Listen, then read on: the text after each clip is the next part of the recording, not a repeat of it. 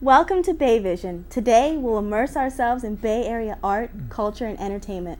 We'll explore life as a stuntman, humor ourselves with stand-up comedy, and discover the art of Japanese flower arranging. We'll even slide into the world of hip-hop, set the groove with CSM Jazz, and engage in conversation with local musician Chris Cortez and Neil Metha. Stay tuned, because it's all coming up next on Bay Vision. Welcome back to Bay Vision. I'm Elizabeth Menrath. And I'm Chris Knox, and you're watching a show produced entirely by College of San Mateo broadcast students. We have a great show planned for you today. We're going to start off exploring the different ways comedians make us laugh. Well, we have Bay Area comedian Kevin Eitel here to explain to us the difference between mainstream comedy and smart comedy. We hope you enjoy. Stand-up comedy is a big part of the Bay Area culture. It is heavily influenced by smart comedy. Kevin Eitel, rising stand-up comedian, is here to explain. Do smart comedy. That's my biggest fear, doing smart comedy. Smart comedy? But how does one define smart comedy? You can see like mainstream comedy and then smart comedy, and there is a huge distinction between the two. Line right here, smart comedy, mainstream comedy. Mainstream comedy is Dane Cook, Carlos Mencia, pretty much anybody that you'll see on Comedy Central. The person who's in the mainstream, it's very filtered. Like they're not saying exactly what they want to say because they don't want to tick anybody off or upset anybody. So they usually hold back, as opposed to smart comedy or alternative comedy where they say whatever they want to say. And generally it's hilarious every time because they're saying something that nobody else is. So it's like when you hear something for the first time, it's new and it's kind of a revelation in a sense, as opposed to, oh well, we've heard that joke before, or we've heard a variation of that joke. While it's funny, we've heard it already, as opposed to, let's talk about this that nobody's talked about before. So I prefer smart comedy over mainstream comedy. In San Francisco, the scale is definitely tipped towards alternative comedy. Thank whoever is responsible for that for doing that, because if it was all mainstream, it would not be as strong or as renowned as it is today. And the San Francisco comedy community is very renowned, and it is known, the Bay Area is known for its ties with comedy, mainly stand-up comedy or performance comedy.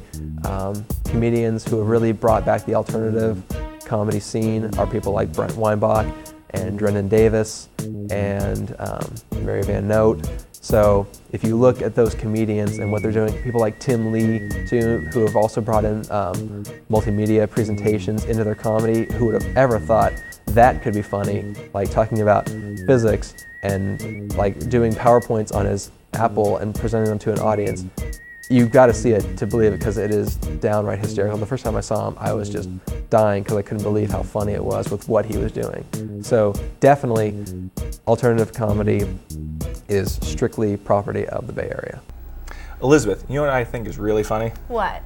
It always cracks me up when someone falls, especially it's very embarrassing or deliberately done. It never fails to make me laugh. Well, Chris, you must love slapstick comedy. I do. Sometimes that's what can be the most funny thing in a movie. Stunt performers have to go through so much in order to make a stunt comedic.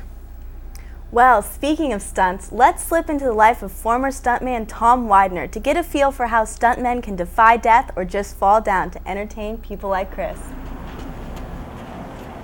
Hey, baby, what's going on?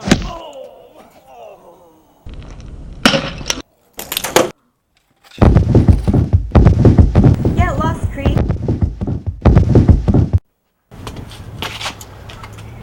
From the slapstick antics of silent film stars to the high-octane action-adventure films of today, stunt folk are an integral part of any cinema experience.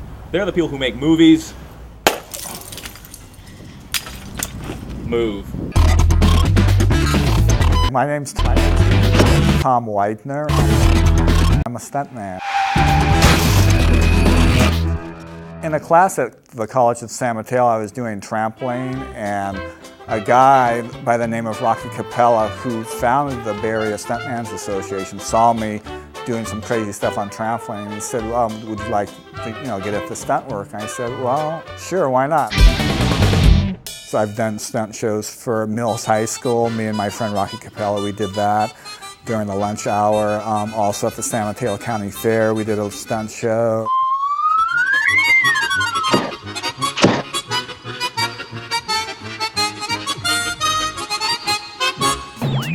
I have been injured. I had a very serious injury to my knee. It was a stunt where I'm on a skateboard rolling down a hill and I hit a curb and I fly through the air like this, and then I crashed through a roof, crashed through the ceiling, and then I crashed through a floor. When I crashed through the floor, that's where I tore my medial collateral ligament and medial meniscus. The reason I'm dressed like this is there's a stunt where I get hit by a car and then I get thrown off the car, dive back on, and shoot with this gun.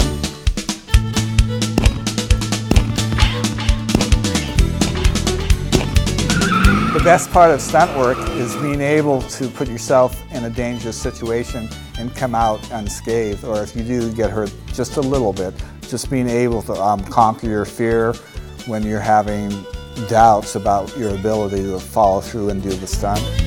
Probably the scariest stunt was not really a stunt, it was just when I was on the set, the guy with the paychecks came by and gave everybody a paycheck except for me, and I thought maybe I wasn't going to get paid, so that scared me.